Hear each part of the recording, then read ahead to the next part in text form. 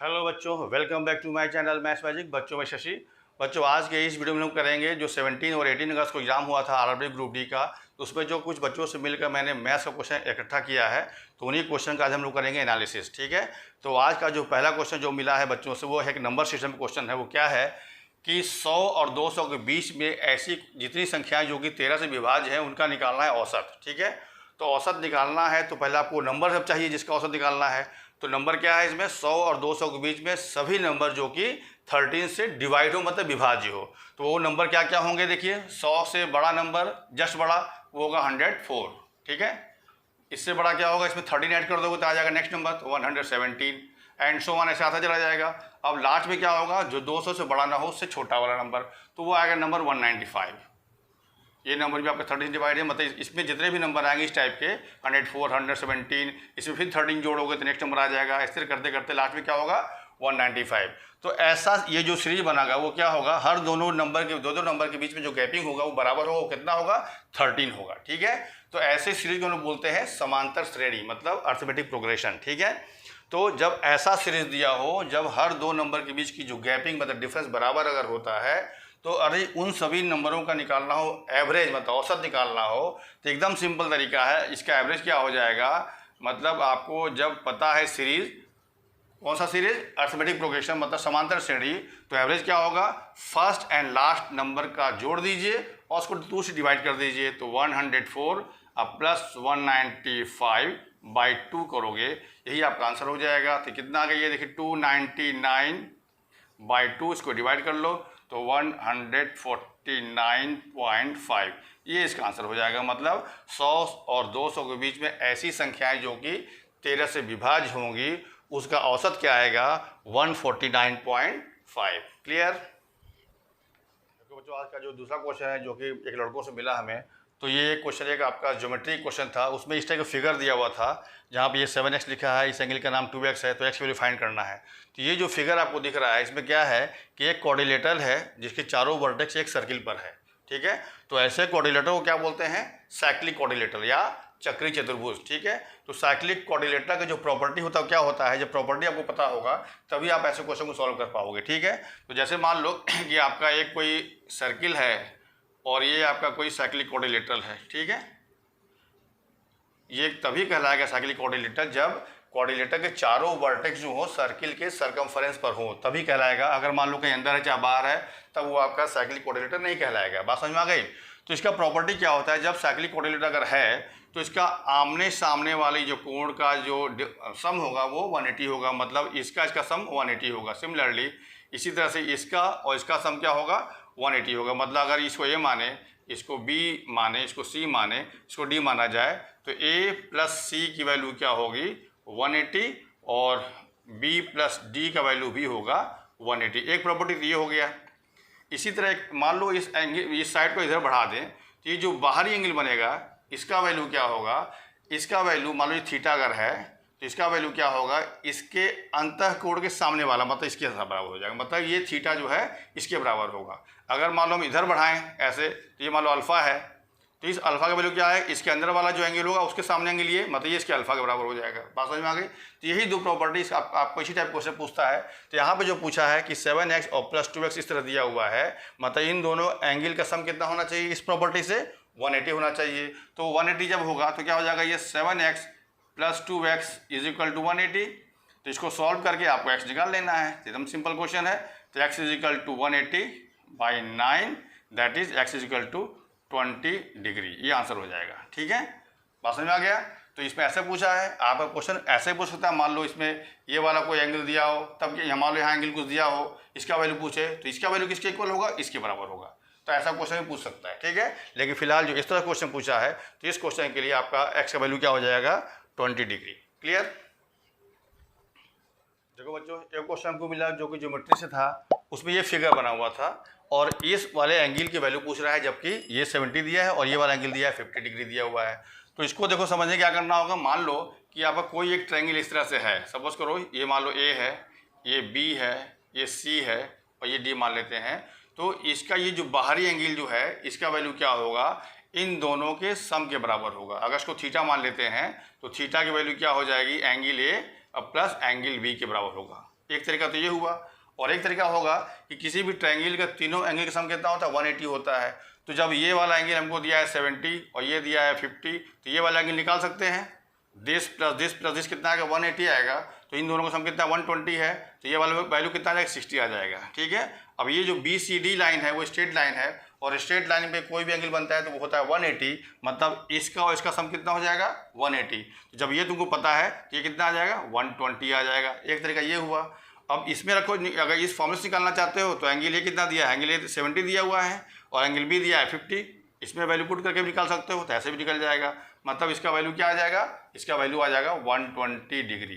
क्या आ जाएगा इसका वैल्यू, 120 डिग्री आ जाएगा। मतलब ये जो फिगर दिया था ऐसा कुछ इसका भी होगा, उसका आंसर 120 डिग्री आएगा। क्लियर। देखो बच्चों, एक क्वेश्चन जो मिला वो क्वेश्चन है द्विघात समीकरण से। उस समय क्वेश्चन क्या है, क्वेश्चन ये है कि यदि x² - 9x + k = 0 का एक मूल दिया है 3, तो दूसरा मूल पूछ रहा है क्या होगा। ठीक है। तो ऐसे क्वेश्चन करने के लिए चूंकि द्विघात समीकरण है, द्विघात समीकरण का कितने मूल होंगे, 2 मूल होंगे। तो उन दोनों मूल में से एक मूल दिया है 3, दूसरा का पूछ रहा है। तो दोनों मूल, अब मूल क्या करता है, ये जो मूल है 3 वो क्या करेगा, इक्वेशन को सेटिस्फाई करेगा, मतलब संतुष्ट करेगा। इसका मतलब क्या हुआ कि x का मान अगर 3 हम इसमें रखते हैं तो दोनों तरफ का न्यूमेरिकल वैल्यू आना चाहिए बराबर। ये क्यों बोल रहे हैं, ये जो k दिया है इस k का मान निकालने के लिए क्या करना होगा, आपका x = 3 यहाँ पुट करके बराबर 0 करोगे तो k निकल जाएगा। जब k निकल जाएगा तो यहाँ मान के अगर रख के तब हम सॉल्व करेंगे तो दोनों मूल मिलेगा, तो उसमें से एक मूल दिया हुआ है, दूसरे का मूल मालूम चल जाएगा। ठीक है। तो पहले k निकालोगे तो यहाँ पे x के मान रखना होगा 3, तो x² का मान 3 होगा तो क्या हो जाएगा, 9 - 9x, तो 9 × 3 27, अब प्लस k बराबर होना चाहिए 0, तो k का मान क्या हो जाएगा, इसको घटाओगे तो आएगा -18, उधर चल जाएगा हो जाएगा +18, मतलब k का मान क्या आ गया, 18 आ गया। तो अब ये k का मान यहाँ रखेंगे तो मेरा जो इक्वेशन वो क्या बन जाएगा, x² - 9x + 18 = 0। ठीक है। अब इसको सॉल्व करेंगे तो 2 मान आएगा x का, उसका एक मान दिया है, दूसरा का मान वहीं चल जाएगा। अब इसको भी करने का एक शॉर्ट ट्रिक है। वो क्या ट्रिक है, इसको बोलते हैं b, इसको बोलते हैं c, और इसके साथ जो मल्टीप्लाई रहता है उसको बोलते हैं a। तो इस b का अगर साइन निगेटिव होता है ना तो b का साइन बदलता है और c का साइन नहीं बदलता है। अगर b का साइन पॉजिटिव होगा तो ये दोनों साइन बदल जाएगा। बात समझे। ये साइन बदलने का मतलब क्या है, जब इसको हम सॉल्व करेंगे तो x का जो 2 मान आएगा उन दोनों मान का जो साइन होगा वो प्लस में होगा। बात समझ में आ गई। अब क्या करते हैं, दोनों मान होगा क्या, इस c को ऐसे 2 बार ब्रेक करो, मतलब इसका फैक्टर करो कि गुणा करने पर 18 आए और आगे प्लस लगाए तो प्लस करने पर 9 आ जाए। तो क्या होगा, 6 और 3, क्योंकि 6 × 3 होता है 18 और 6 और 3 को जोड़ोगे तो आएगा 9। उसमें से जो बड़का वाला मान है वो पहले लिखते हैं और छोटका वाला मान लिखते हैं बाद में। तो यही दोनों मान जो होगा वो x का मान होगा। अब इस दोनों मान में से एक मान ये वाला दिया हुआ है, दूसरा का पूछ रहा है, तो दूसरा का मान क्या हो जाएगा, इसका मान हो जाएगा 6। क्या हो जाएगा इसका मान, और दूसरा का मूल का मान क्या होगा, 6। आई बात समझ में। ठीक है। देखो बच्चों, ये क्वेश्चन और मिला जो कि नंबर सिस्टम से है। वो क्वेश्चन क्या है, क्वेश्चन दिया था कि संख्या 115xy यदि 90 से विभाज्य हो तो x + y का मान क्या होगा। ठीक है। अब इसमें क्या है, देखो संख्या हमारा दिया है 115xy, तो यहाँ पे x y का जो भी मान होगा ना उसका हमको जोड़ निकालना है। तो ये संख्या दिया क्या है कि 90 से विभाज्य हो, तो कोई भी संख्या 90 से विभाज्य तभी होगा क्योंकि इसके इकाई अंक पर 0 है, तो यहाँ भी 0 होना चाहिए, मतलब y का मान 0 होना चाहिए तभी ना विभाज्य होगा। तो y का हमको मान मिल गया 0। बात समझ में आ गई। तो जब 0 होगा तो जो भाग करेंगे तो 0 0 कट जाएगा, तो बचेगा क्या, तो बचेगा 115x/9, मतलब बटे 9। ठीक है। अब ये संख्या 9 से विभाज्य कब होगी, तो यहाँ पे आपको लगाना पड़ेगा कि कोई भी संख्या 9 से विभाज्य कब होती है। जिसका जो रूल है क्या है कि कोई संख्या 9 से विभाज्य तब होगी जब उन संख्याओं के अंकों का योग भी 9 से विभाज्य होगा। तो उन संख्याओं के अंकों का योग क्या यहाँ पर होगा, 1 + 1 + 5 + x, तो इसको जोड़ोगे तो आएगा 7। अब x का मान क्या रखें कि जो 9 से विभाज्य हो जाए, तो x का मान जब 2 रखोगे तो ये आ जाएगा 9, तो 9 जो है वो 9 से विभाज्य हो जाएगा, मतलब x का मान क्या हो गया, 2 हो गया। क्या हो गया x का मान। अब हमें निकालना क्या है, हमें निकालना है x + y का मान कितना होगा। तो x का मान आया है 2 और y का मान आया है 0, जब इसको जोड़ दोगे तो आ जाएगा 2, मतलब आंसर क्या हो जाएगा, इसका मान क्या आ जाएगा, इसका मान आ जाएगा 2। आई बात समझ में? तो मतलब अगर 115xy अगर 90 से विभाज्य हो तो x प्लस वाई का मान कितना हो जाएगा, 2 मतलब 2। ठीक है।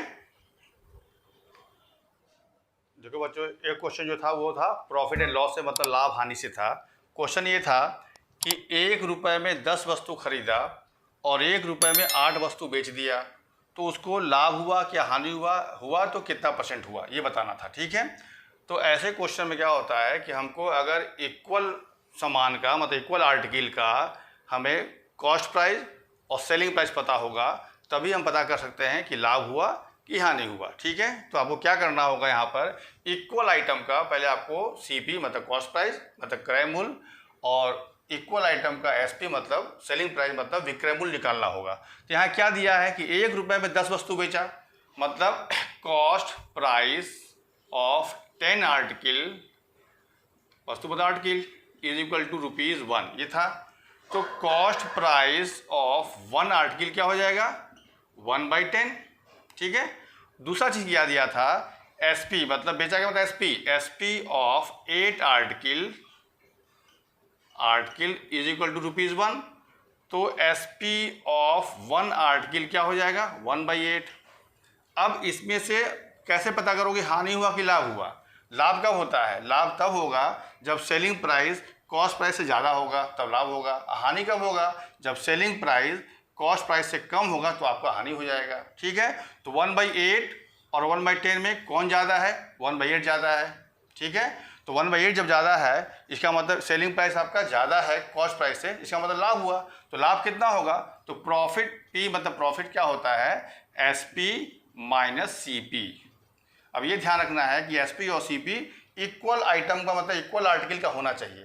तो यहाँ पर दोनों एक एक का है, एक का आर्टिकल का SP 1/8 है और एक आर्टिकल का जो CP 1/10 है, मतलब इक्वल की चीज़ क्या है। तो प्रॉफिट निकलेगा कैसे, 1/8 में से 1/10 माइनस कर दोगे तो यहाँ पे LCM 40 आएगा, यहाँ हो जाएगा 5 और यहाँ होगा 4, तो आ गया 1/40। ये आपका प्रॉफिट हो गया। अब निकालना है, पता करना था लाभ या हानि, तो लाभ हो गया, क्लियर हो गया। लेकिन निकालना है लाभ % क्या होगा, तो प्रॉफिट % का फॉर्मूला होता है प्रॉफिट बाय CP इंटू 100। ठीक है। अब इसी में वैल्यू पुट करके निकाल सकते हो। तो प्रॉफिट कितना हुआ है 1/40, तो 1/40 ऊपर रखिए, और CP कितना है, हमेशा नीचे CP होता है, चाहे प्रॉफिट हो चाहे लॉस हो, हमेशा नीचे CP रहेगा।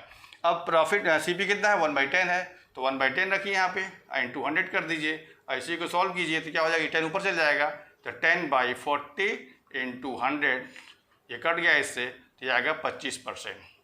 क्या आएगा, 25% प्रॉफिट हुआ। तो आंसर क्या हो जाएगा, लाभ होगा, लेकिन कितना होगा वो 25%।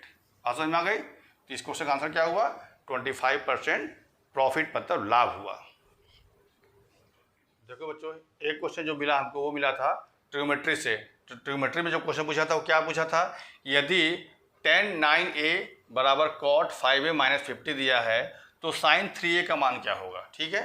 तो एक फॉर्मूला होता है ट्रिग्नोमेट्री में, क्या होता है, tan a is equal to cot 90 minus a। Formula क्या होता है, देखो यहाँ tan और cot में दिया है ना, तो एक फॉर्मूला होता है tan a equal to cot 90 minus a। इसका मतलब क्या हुआ, जब tan और cot में जब रिलेशन देगा, इक्वल देगा, तो इसका एंगल और इसका एंगल का सम 90 होना चाहिए। उसी तरह से जब इसको हम सॉल्व करेंगे तो यहाँ पे tan 9a दिया है बराबर cot 5a माइनस 50 दिया है, तो इन दोनों का सम 90 होना चाहिए।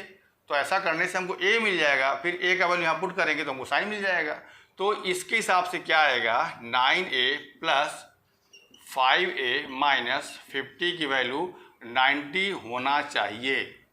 इसको सॉल्व करके हम a निकाल लें तो ये कितना, 9 5 14, तो 14a, और ये उधर चल जाएगा तो जुड़ जाएगा, तो 90 प्लस 50, तो a का मान क्या आ जाएगा 140/14 मतलब 10 डिग्री आ गया।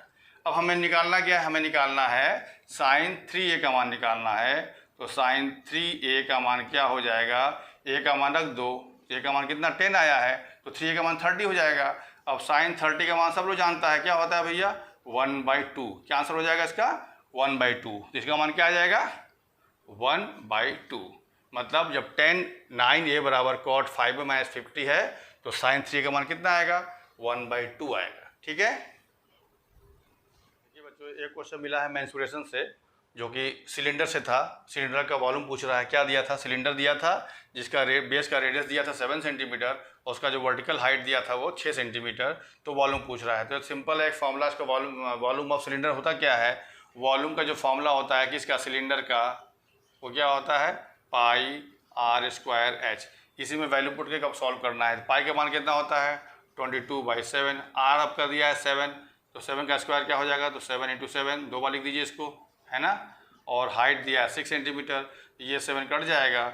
अब इसको सॉल्व करने के लिए 22 को लिख रहे हैं, 2 × 11 मतलब 11, और 2 इसमें गुणा कर रहे हैं, तो ये क्या आ जाएगा? ऐसे। ठीक है, तो क्या आ जाएगा? ये ऐसा करने से गुणा आसान, चूँकि 11 से गुणा करना आसान होता है। ठीक है ना। तो 11 गुणे कितना हो गया? 8284। अब इसको गुणा कर लो, तो 11 4 जा 44, कैरी 4, और 11 8 जा 88 और 4 92, तो 924 square centimetre, sorry centimetre cube volume है ना, तो सेंटीमीटर क्यूब इसका आंसर हो जाएगा। कितना होगा इसका? इसका हो जाएगा आंसर 924 सेंटीमीटर क्यूब, ये आंसर हो जाएगा। ठीक है, मतलब जो बेलन दिया था जिसका रेडियस और हाइट दिया था, वॉल्यूम पूछा। वॉल्यूम फॉर्मूला क्या होता है? πr²h। वैल्यू पुट करके सॉल्व किए तो कितना आ गया? 924 सेंटीमीटर क्यूब। देखिए बच्चों एक क्वेश्चन और था जो कि था मेंसुरेशन से, था वो सर्किल से, मतलब वृत्त से। उसमें क्या था? एक वृत्त का रेडियस दिया था 7/2 सेंटीमीटर, तो पूछ रहा है परिधि कितना होगा। परिधि मतलब सरकमफेरेंस का फॉर्मूला क्या होता है? 2πr, जबकि r दिया है और पाई का मान जानते हो कितना होता है? 22/7। सिंपली वैल्यू पुट के सॉल्व कर देना है। तो यहाँ पे फॉर्मूला क्या होता है? सरकमफेरेंस मतलब परिधि, सरकमफेरेंस इक्वल टू होता है 2πr। अब यहाँ वैल्यू पुट कीजिए तो 2 × पाई का मतलब 22/7, r दिया है 7/2, सॉल्व करो तो 2 इससे कट जाएगा और 7 इससे कट जाएगा, तो क्या बचा? 22। चूँकि सेंटीमीटर में है तो ये भी सेंटीमीटर में ही आएगा। तो आंसर क्या हो जाएगा? परिधि का मान कितना हो जाएगा? 22 सेंटीमीटर, ये इसका आंसर हो जाएगा। मतलब ऐसा सर्किल जिसका रेडियस दिया 7/2, तो उसका सर्कमफेरेंस कितना होगा? 22 सेंटीमीटर। ठीक है, देखो बच्चों एक क्वेश्चन जो था वो था साधारण ब्याज से, मतलब सिंपल इंटरेस्ट से। क्वेश्चन क्या था कि कोई धन 2 वर्ष के बाद 700 रुपया हो गया और वही धन 5 वर्ष के बाद 910 रुपया हो गया, तो मूल धन निकालो। यानी स्टार्टिंग में जो पैसा था, धन था, वो कितना था। तो क्या होता है? साधारण ब्याज जो होता है वो हर साल बराबर होता है, मतलब हर साल जो साधारण ब्याज होगा बराबर होगा। ठीक है, तो यहाँ पर जब कोई धन हमारा 2 साल के बाद 700 रुपया हो गया और वही धन 5 साल के बाद 910 रुपया हो गया, तो इन जो 3 साल का जो डिफरेंस है 5 और 2 में, तो 3 साल का जो ब्याज होगा क्या होगा? इन दोनों का डिफरेंस होगा। बात समझ में आ गई? तो 3 वर्ष का ब्याज क्या हो जाएगा? जो आपका दोनों दिया है मिश्र धन, उसका डिफरेंस, मतलब 910 में से 700 घटा लोगे तो आ जाएगा 3 साल का ब्याज आ जाएगा। और चूँकि साधारण ब्याज हर साल बराबर रहता है, इसको हम 3 से भाग कर देंगे तो मिल जाएगा 1 साल का ब्याज 70 रुपया। अब मूलधन क्या होता है? जब हमारा 2 साल के बाद मिश्र धन इतना हुआ, मतलब अमाउंट इतना हो गया, तो इस अमाउंट में से 2 साल का अगर हम ब्याज घटा दें तो वो हमको मिल जाएगा मूलधन। तो 1 साल का ब्याज 70 रुपया है, तो 2 साल का ब्याज कितना होगा? 70 × 2 मतलब 140। तो 140 घटाएंगे किस में से? 700 में से, तो हमको मिल जाएगा मूलधन।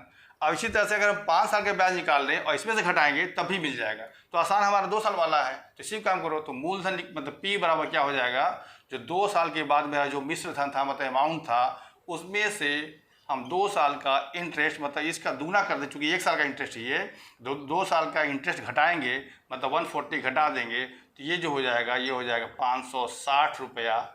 ये मेरा आंसर हो जाएगा। मतलब मूलधन कितना आ जाएगा? 560 रुपया। ठीक है, बात समझ में आ गई? ये इसका आंसर हो गया। ठीक, तो बच्चों आज के लिए इतना ही। अगर हमें कुछ क्वेश्चन और मिलता है कुछ बच्चों से कंसल्ट करके, तो उनका भी वीडियो बना के अपलोड कर देंगे, तो उस वीडियो का वेट कीजिए। मिलते हैं नेक्स्ट वीडियो में, तब तक के लिए थैंक्स।